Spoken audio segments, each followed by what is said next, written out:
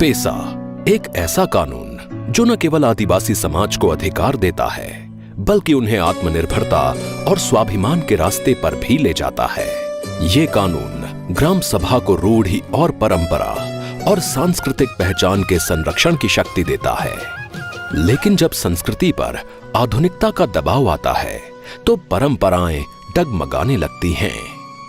दहेज, डीजे और दारू ये तीन ऐसी बुराइयां हैं जो जनजातीय समाज को धीरे धीरे खोखला कर रही थीं।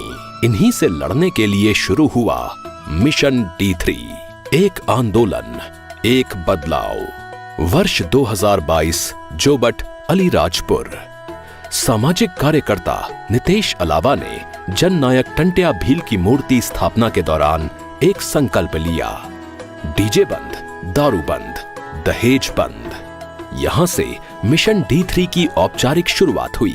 ग्राम सभा ने पेसा नियम 2022 के अंतर्गत अपने अधिकारों का प्रयोग करते हुए प्रस्ताव पारित किया। आदिवासी समाज में देजा होता है। देजा यानी कि दहेज जैसा ही होता है, और जिसमें आदिवासी समाज में जो वर पक्ष है यानी कि लड़के पक्ष से लड़की को देना होता है, और वो लाखों में होता था, उसमें चांदी भी देना होती थी। तो इस बार जो हमने मिशन D3 के माध्यम से नियम बनाए उसमें सारी चीज़ें हमने तय कर दी, फिक्स कर दिया है।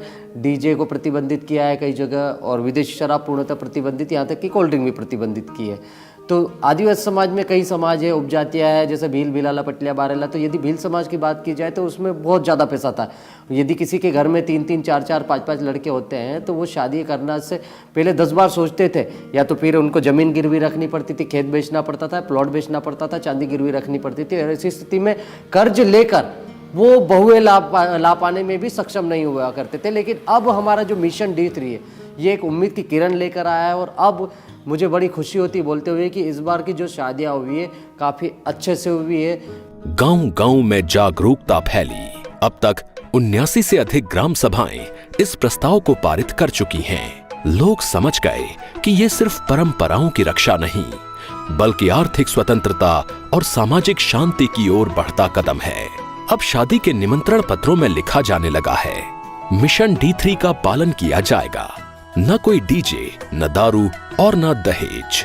शादियां अब फिर से सादगी की मिसाल बन रही हैं। दारू का पैसा बचा, डीजे का पैसा बचा। पहले जो होता था 2.5 लाख 3 लाख दहेज देना पड़ता था, तो उनका जो पैसे हमारे पास बचे, आज पूरा परिवार खुश है और दोनों परिवार खुश है। अगर वो पैसा नहीं बचता तो हम भी छोटे मजदूर थे तो हो सकता गुजरात पोटली बांध के जाना पड़ता, क्योंकि जो बोझ ही बहुत ज्यादा आ जाता था। पेसा ग्राम सभा ने दिखा दिया कि जब निर्णय सामूहिक होता है तो बदलाव भी स्थायी होता है।